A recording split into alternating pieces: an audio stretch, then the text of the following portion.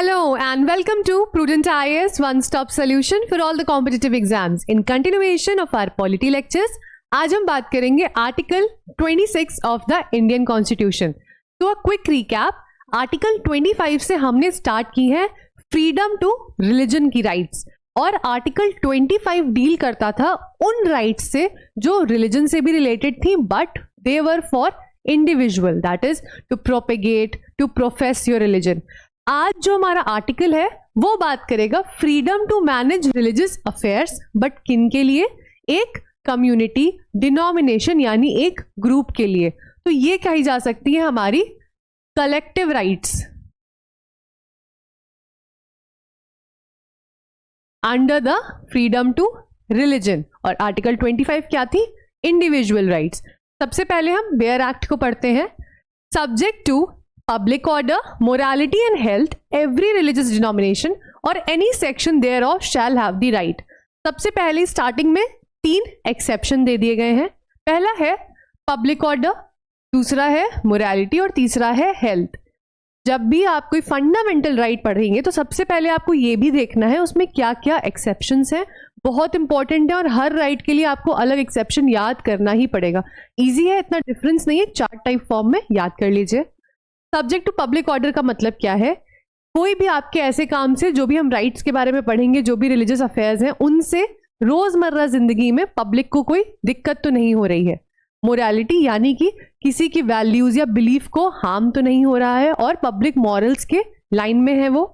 Third है health, मतलब government कभी कभी हेल्थ इमरजेंसीज आ जाती हैं, जैसे कि कोविड आ गया था तो कर्फ्यू लगा दिया गया था, तो उन केसेस में ये राइट्स आपकी थोड़ी अबॉलिश हो जाती हैं, सस्पेंड हो जाती हैं एक तरह से.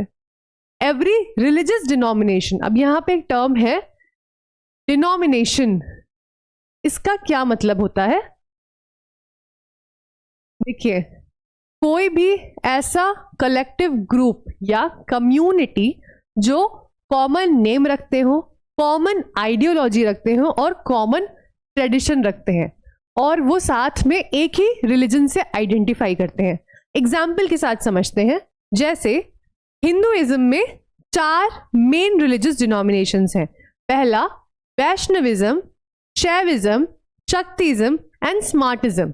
जैसे कि जो विष्णु को मानने वाला सेक्ट है, शिव को मानने वाला सेक्ट है, गॉडेस को मानने वाला सेक्ट है. इसी तरह से बहुत सारे और भी हैं, जैसे Ramakrishna mission, Brahma Kumari etcetera. But ये मेजर 4 रिलीजियस डिनोमिनेशंस हैं. इस्लाम की बात करें तो उसमें 2 हैं, शिया एंड सुन्नी. और क्रिश्चियनिटी की बात करें तो 2 मेजर डिनोमिनेशंस हैं, रोमन कैथोलिक एंड प्रोटेस्टेंट. तो इन एग्जांपल्स के साथ आई होप आपको समझ आ रहा होगा कोई भी एक ऐसी कम्युनिटी जिनकी आइडियोलॉजी, नेम और ट्रेडिशन सेम है और वो एक रिलीजन से आइडेंटिफाई करते हैं. अब एक रिलीजन के अंदर 10 भी हो सकते हैं religious denominations. This was one example, that is one way of understanding the term religious denomination. अब 1982 में सुप्रीम कोर्ट ने 3 कंडीशंस दी गई हैं जिससे ये कम्युनिटी रिलीजियस डिनोमिनेशन बन सकती है. तो ये तीनों ही कंडीशंस को फुलफिल करना बहुत जरूरी है, कोई और का ऑप्शन नहीं है.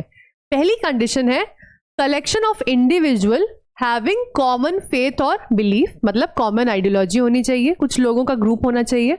दूसरा कॉमन ऑर्गेनाइजेशन और इंस्टीट्यूशन होना चाहिए. और तीसरा उनका एक डिस्टिंक्टिव नेम होना चाहिए. अगर ऐसी भी कोई कम्युनिटी है उसमें तीनों कंडीशंस हैं तो वो फुलफिल करेगी रिलीजियस डिनोमिनेशन की category.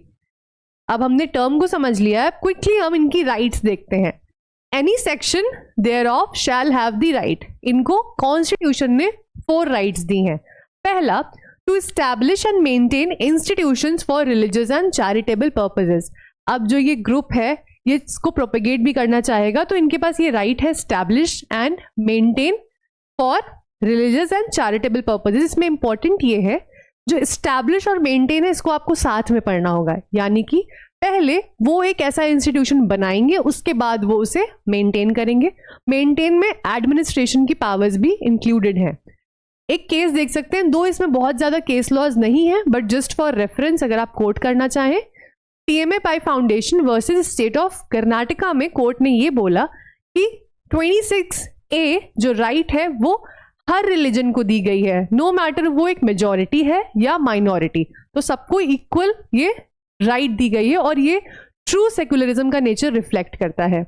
Then comes 26B, to manage its own affairs in matters of religion. बहुत इंपॉर्टेंट है ये, क्योंकि अक्सर ना एक सवाल आता है कि जब भी भगवान ना करे, बट अभी तक इंडिया में ऐसी कोई फाइनेंशियल क्राइसिस नहीं आई है, लेकिन जो गरीबी है उसका लोग सोल्यूशन क्या देते हैं कि मंदिरों में इतना पैसा है, और कुछ टेम्पल्स तो बहुत फेमस है कि वहाँ इतना पैसा है कि पूरे देश की गरीबी मिटाई जा सकती है. तो लोग कहते हैं क्यों नहीं हम वो मंदिरों का पैसा यूज करके गरीबी को हटाएं, या फिर बहुत सारे पब्लिक वेलफेयर के लिए पैसा यूज किया जाए. वहां पे ही आता है रोल 26B का, manage its own affairs in matter of religion.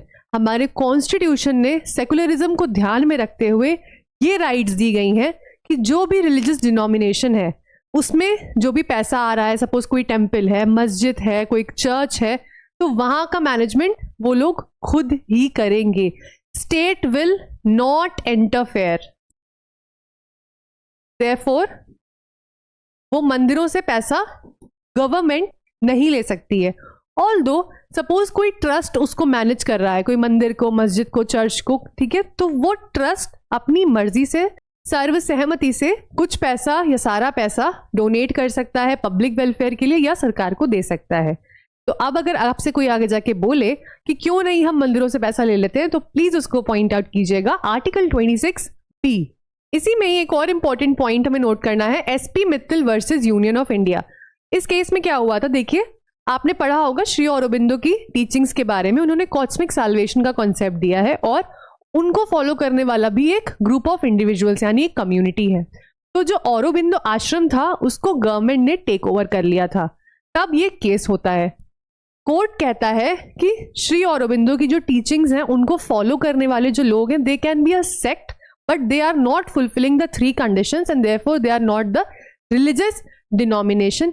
इसीलिए जो अरबिंदो आश्रम है, जो एक इंस्टीट्यूशन है, वो गवर्नमेंट ओवरटेक कर सकती है और ये आर्टिकल 26 को वायलेट नहीं करेगा. बहुत सिंपल सा है, बट कभी कभी इन केसेस के थ्रू आपको समझ आ जाता है concept. Now third, C, to own and acquire movable and immovable property.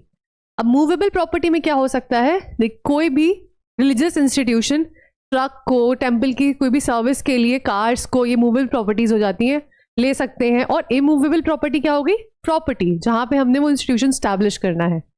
Then comes D, to administer such property in accordance with the law. So again maintenance, establishment, administration, सारी power किसको दी गई है, उस रिलीजियस डिनोमिनेशन के लोगों को ही. उनका जो बोर्ड है, जो ट्रस्ट है, जो उनकी कम्युनिटी है, वो ही करेगा मैनेज. और इसी तरह से हमारे सारे मंदिर, मस्जिद, चर्च सब फंक्शन करते हैं.